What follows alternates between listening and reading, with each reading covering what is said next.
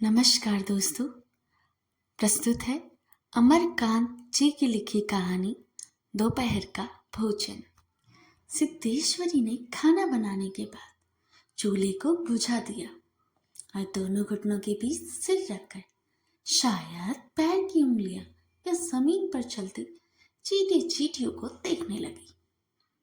अचानक उसे मालूम हुआ कि बहुत देर से उसे प्यास लगी है। वह मतवाले की तरह उठी और गगरे से लोटा भर पानी लेकर गट गट गट गट चढ़ा गई। खाली पीने पानी उसके कलेजे में लग गया और वह हाय राम कहकर वही जमीन पर लेट गई। आधे घंटे तक वहीं उसी तरह पड़े रहने के बाद उसके जी में जी आया। वह बैठ गई, आंखों को मल मल कर इधर उधर देखा और फिर उसकी दृष्टि उसारे में अध टूटे खटोले पर सोई एक 6 वर्षीय लड़की प्रमोद पर जम गई। लड़का नंग धड़ंग पड़ा था। उसके गले तथा छातियों की हड्डियां साफ दिखाई पड़ देती थी। उसके हाथ पैर बासी ककड़ियों की तरह सूखे तथा बेजान पड़े थे और उसका पेट हड्डियों की तरह फूला हुआ था। उसका मुख खुला हुआ था और उस पर अनगिनत मक्खियां उड़ रही थी। वह उठी, बच्चे को मुंह पर अपना एक फटा गंदा ब्लाउज डाल दिया और 1 आध मिनट सुनने खड़ी रहने के बाद बाहर दरवाजे पर जाकर किवाड़ की आड़ से गली नहारने लगी। 12 बज चुके थे। धूप अत्यंत तेज थी और कभी 1-2 व्यक्ति सिर पर तौलिया या गमछा रखे हुए या मजबूती से छाता ताने हुए फुर्ती के साथ लपकते हुए सामने से गुजर जाते। 10-15 मिनट तक वह उसी तरह खड़ी रही। फिर उसके चेहरे पर एक व्यग्रता फैल गई और उसने आसमान तथा कड़ी धूप की ओर चिंता से देखा। 1-2 क्षण बाद उसने सिर को किवाड़ से काफी आगे बढ़ाकर गली के छोर की तरफ निहारा तो उसका बड़ा लड़का रामचंद्र धीरे धीरे घर की ओर सरकता नजर आया।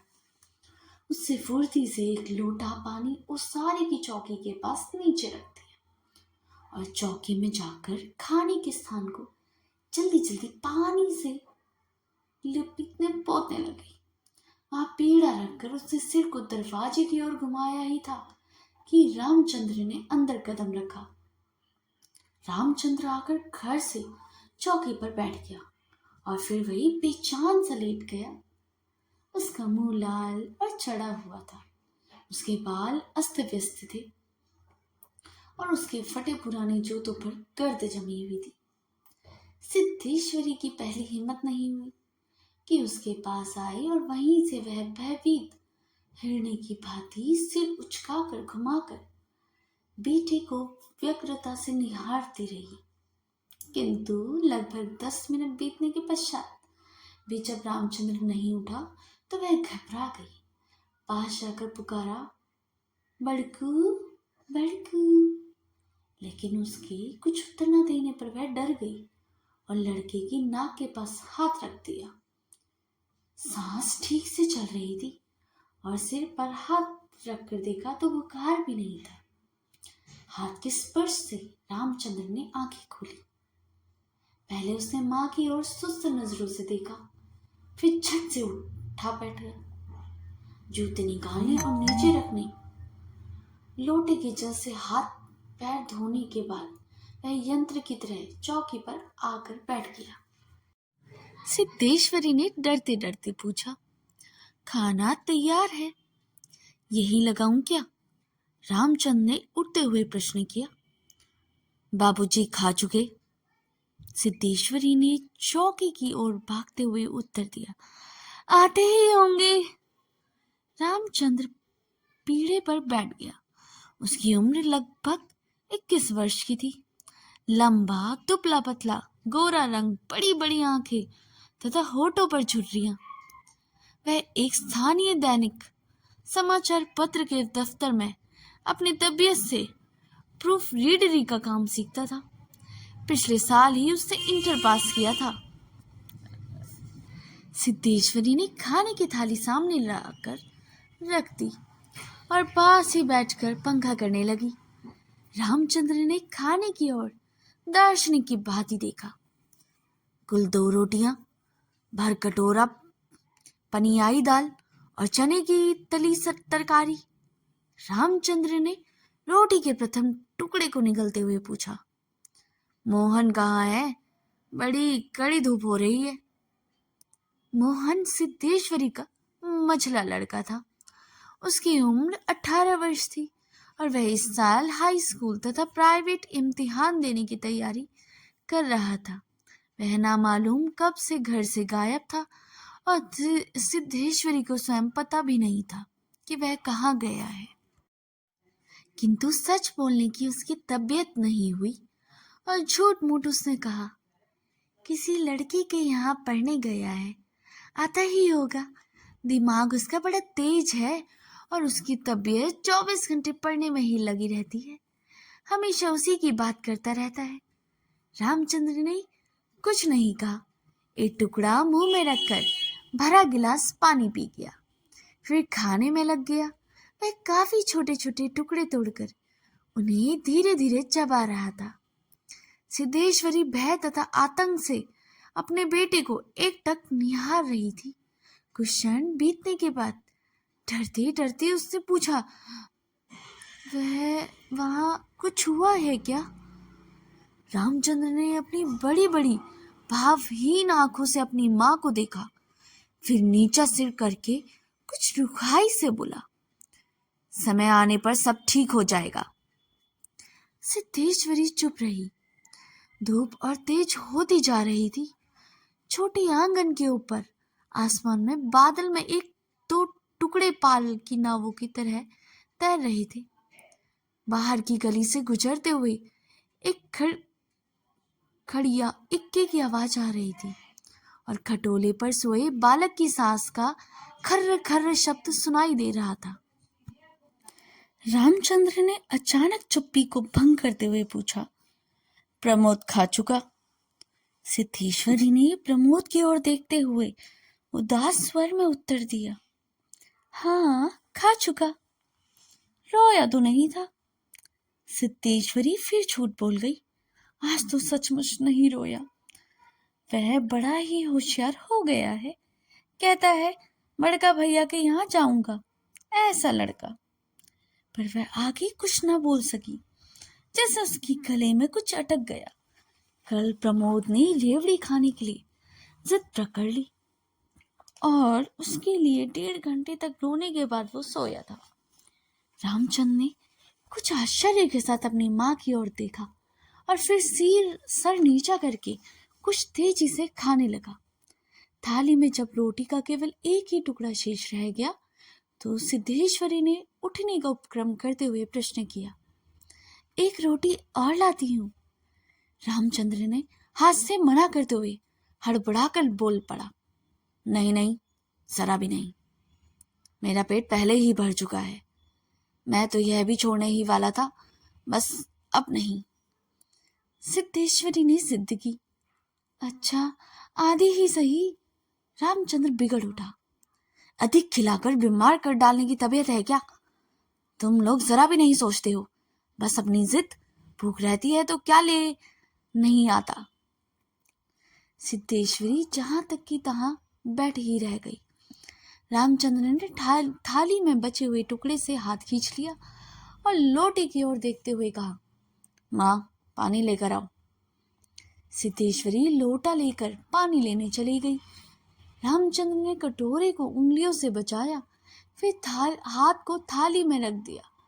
1-2 क्षण बाद रोटी के टुकड़े को धीरे से हाथ से उठाकर आंख से निहारा और अंत में इधर उधर देखने के बाद टुकड़े को मुंह में इस सरलता से रख लिया जैसे वो भोजन का ग्रास न होकर पान का बीड़ा हो। मझला लड़का मोहन आते ही हाथ पैर धोकर पीढ़े पर बैठ गया। वह भी कुछ सांवला था और उसकी आंखें छोटी थी। उसके चेहरे पर चेचक के दाग थे। वह अपने भाई की तरह दुबला पतला था, किंतु उतना लंबा न था। वह उम्र की अपेक्षा कहीं अधिक गंभीर और उदास दिखाई पड़ रहा था। सिद्धेश्वरी ने उसके सामने थाली रखते हुए प्रश्न किया, कहाँ रह गए थे बेटा? भैया पूछ रहा था। मोहन ने रोटी के एक बड़े ग्रास को निगलने की कोशिश करते हुए अस्वाभाविक मोटे स्वर में जवाब दिया, कहीं तो नहीं गया था, यहीं पर तो था। सिद्धेश्वरी वहीं बैठकर पंखा डुलाती हुई इस तरह बोली जैसे स्वप्न में बड़बड़ा रही हो। बड़का तुम्हारी तारीफ कर रहा था, कह रहा था मोहन बड़ा दिमागी होगा, उसकी तबीयत 24 घंटे पढ़ने में ही लगी रहती है। यह कहकर उसने अपने मछली लड़के की ओर इस तरह देखा जैसे उसने कोई चोरी की हो। मोहन अपनी माँ को ये ओर देखकर फीकी हंसी हंस पड़ा। हाँ, फिर खाने में जुट गया। वह परोसी गई 2 रोटियों में से एक कटोरी की 3/4 दाल तथा अधिकांश तरकारी साफ कर चुका था। सिद्धेश्वरी की समझ में नहीं आया कि वह क्या करे। इन दोनों लड़कों से वह उसे बहुत डर लगता था। अचानक उसकी आंखें भर आई। वह दूसरी ओर देखने लगी। थोड़ी देर बाद उसने मोहन की ओर मुंह फेरा तो लड़का लगभग खाना समाप्त कर चुका था। सिद्धेश्वरी ने चौंकते हुए पूछा, एक रोटी और देती हूँ? मोहन ने रसोई की ओर रहस्यमयी नेत्रों से देखा, फिर सुस्त स्वर में बोला, नहीं। सिद्धेश्वरी ने गिड़गिड़ाते हुए कहा, नहीं बेटा, मेरी कसम, थोड़ी और ही ले लो। तुम्हारे भैया ने 1 रोटी ली थी। मोहन ने अपनी माँ की ओर गौर से देखा, फिर धीरे से इस तरह उत्तर दिया, जैसे कोई शिक्षक अपने शिष्य को समझाता है, नहीं रे, बस अव्वल तो अब भूख नहीं, फिर रोटियां तूने ऐसी ही बनाई कि खाई नहीं जाती, ना मालूम कैसी लग रही हैं। खैर, अगर तू चाहती ही है तो एक कटोरे में थोड़ी दाल दे दे, दाल बड़ी अच्छी बनी है। सिद्धेश्वरी ने कुछ कहते ना बना और उसने कटोरे को दाल से भर दिया। मोहन कटोरे को मुंह लगाकर सुड़ सुड़ पी रहा था कि मुंशी चंद्रिका प्रसाद जूतों को खस खस घसीटते हुए आए और राम का नाम लेकर चौकी पर बैठ गए। सिद्धेश्वरी ने माथे पर साड़ी को कुछ नीचे खिसका लिया और मोहन दाल को एक सांस में पीकर तथा पानी के लोटे में हाथ में लेकर तेजी से बाहर चला गया। 2 रोटियां, कटोरा भर दाल, चने की तली तरकारी। मुंशी चंद्रिका प्रसाद पीढ़े पर पालथी मार कर बैठे और रोटी के एक एक ग्रास को इस तरह चुभला चबा रहे थे जैसे बूढ़ी गाय जुगाली करती है। उनकी उम्र 45 वर्ष के लगभग थी, किंतु 50-55 के लगते थे। शरीर का चमड़ा झूलने लगा था। गंजी खोपड़ी आईने की भांति चमक रही थी। गंदी धोती के ऊपर अपेक्षाकृत कुछ साफ बनियान तार तार लटक रही थी। मुंशी जी ने कटोरे को हाथ में लेकर दाल को थोड़ा सुड़काते हुए पूछा, बड़का दिखाई नहीं दे रहा? सिद्धेश्वरी की समझ में नहीं आ रहा था कि उसके दिल में क्या हो गया है, जैसे कुछ काट रहा हो। पंखे को जरा और जोर से घुमाती हुई बोली, अभी अभी खाकर काम पर गया है, कह रहा था कुछ दिनों में नौकरी लग जाएगी। हमेशा बाबूजी बाबूजी किए रहता है, बोला बाबूजी तो देवता के समान है। मुंशी जी के चेहरे पर कुछ चमक आ गई। शर्माते हुए पूछा, क्या कहता है कि बाबूजी देवता के समान है? बड़ा पागल है। सिद्धेश्वरी पर जैसे नशा चढ़ गया। उमनाथ की रोंगेड़ी की भांति बड़बड़ाने लगी, पागल नहीं है, बड़ा होशियार है, उस जमाने का कोई महात्मा है। मोहन तो उसकी बड़ी इज्जत करता है। आज कह रहा था कि भैया की शहर में बड़ी इज्जत होती है, पढ़ने लिखने वालों में बड़ा आदर होता है, और बड़का तो छोटे भाई पर जान देता है। दुनिया में वह सब कुछ सह कर सकता है, पर यह नहीं समझ सकता कि प्रमोद को कुछ हो जाए। मुंशी जी की दाल लगे हाथ को चाट रही थी। उन्होंने सामने की ताकती और देख के हंस कर कहा, हाँ, बड़का का दिमाग तो खैर काफी तेज है। वैसे लड़क्कनपन में भी नटखट भी था, हमेशा खेल कूद में लगा रहता था। लेकिन यह भी बात थी कि जो सबक मैं उसे याद करने को देता था उसे बरकरार रखता था। असल तो यह है कि तीनों लड़के काफी होशियार हैं। प्रमोद को कम समझाती हो, यह कहकर वह अचानक से जोर से हंस पड़े। मुंशी जी 1.5 रोटी खा चुकने के बाद एक रात से युद्ध कर रहे थे। कठिनाई होने पर एक गिलास पानी चढ़ा गए, फिर खर्र खर्र खास कर खाने लगे। फिर चुप्पी छा गई। दूर से किसी आटे को चक्की की पुक पुक आवाजें सुनाई दे रही थी और पास की नीम के पेड़ पर बैठा कोई पंडुक लगाकर बोल रहा था। सिद्धेश्वरी की समझ में नहीं आ रहा था कि वे क्या कहे। वह चाहती थी कि सभी चीजें ठीक से पूछ ले, सभी चीजें ठीक से जान ले और दुनिया की हर चीज पर पहले की तरह धल्लड़ से बात करे, पर उसकी हिम्मत नहीं होती थी। उसके दिल में जन्ना जाने कैसा भय समाया हुआ था।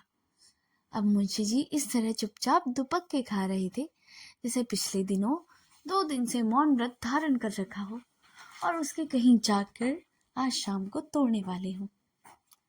सिद्धेश्वरी ने जैसे नहीं रह गया बोली, मालूम होता है अब बारिश नहीं होगी।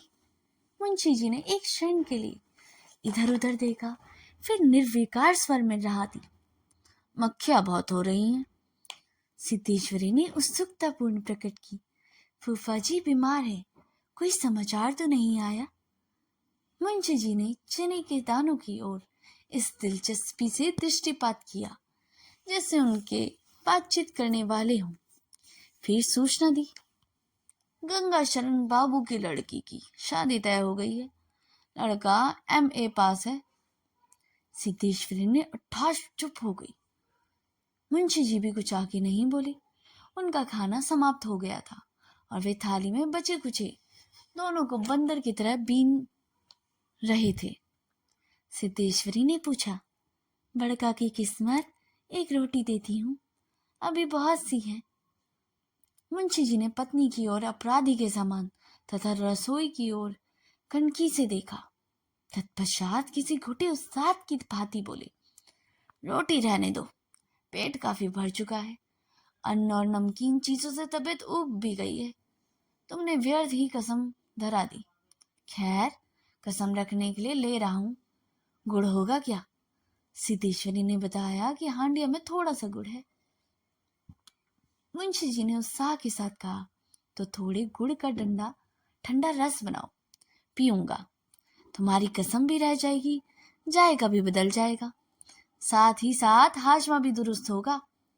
हाँ, रोटी खाते खाते नाक में दम आ गया है, यह कहकर वे ठाकर मारकर हंस पड़े। हाँ। मुंशी जी के निपटने के पश्चात सिद्धेश्वरी उनकी झूठी थाली लेके चौके की जमीन पर बैठ गई। पटोले की दाल को कटोरे में उटेल दिया। वह पूरा भरा नहीं, छिपली में थोड़े से चने की तरकारी बची थी, उसे पास खींच लिया। रोटियों की थाली में भी उसने पास खींच लिया।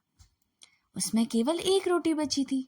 मोटी भद्दी जली उस रोटी को वह झूठी थाली में रखने जा रही थी कि अचानक उसका ध्यान उस सारे में सोए प्रमोद की ओर आकर्षित हो गया। उसे लड़के को कुछ देर तक एक टक देखा, फिर रोटी को 2 बराबर टुकड़ों में विभाजित कर दिया। एक टुकड़े को तो अलग रख दिया और दूसरे टुकड़े को अपनी झूठी थाली में रख दिया। तदुपरांत एक लोटा पानी लेकर खाने बैठ गई।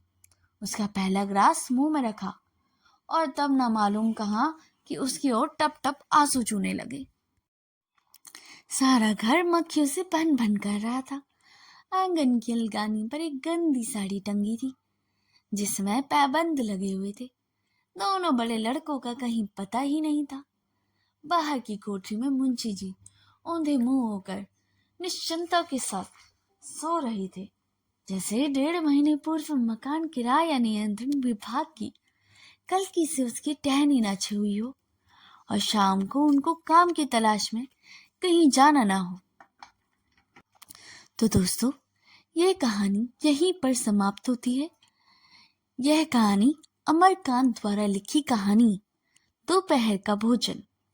कहानी में एक निम्न मध्यवर्गीय परिवार की दिनचर्या का चित्रण किया गया है, जहां पति बेरोजगार है और परिवार को आर्थिक तंगी का सामना करना पड़ रहा है। एक गरीब परिवार की आर्थिक कठिनाइयों और संघर्षों को दर्शाती है, जहां सिद्धेश्वरी नाम की महिला अपने परिवार को सीमित संसाधनों को संभालने की कोशिश भी करती है। सिद्धेश्वरी जो परिवार की मुख्य पात्र है, अपने पति और बच्चों की देखभाल हमेशा करती है और काफी उसको संघर्षों का भी सामना करना पड़ता है। कहानी में भोजन की कमी और परिवार के सदस्यों की भूख को भी दर्शाया गया है, जहां सिद्धेश्वरी अपने बच्चों को रोटी के टुकड़ों को देती है। तो दोस्तों, यह स्टोरी आपको कैसी लगी हमें कमेंट्स बॉक्स में बताना ना भूलिएगा। अगर आपने चैनल को अभी तक सब्सक्राइब नहीं किया तो इसे सब्सक्राइब भी कर लें और इसके साथ लगे हुए बेल आइकन को भी प्रेस करें, ताकि मेरे द्वारा लाई गई वीडियोस का नोटिफिकेशन आपको हमेशा मिलता रहे। तब तक के लिए धन्यवाद।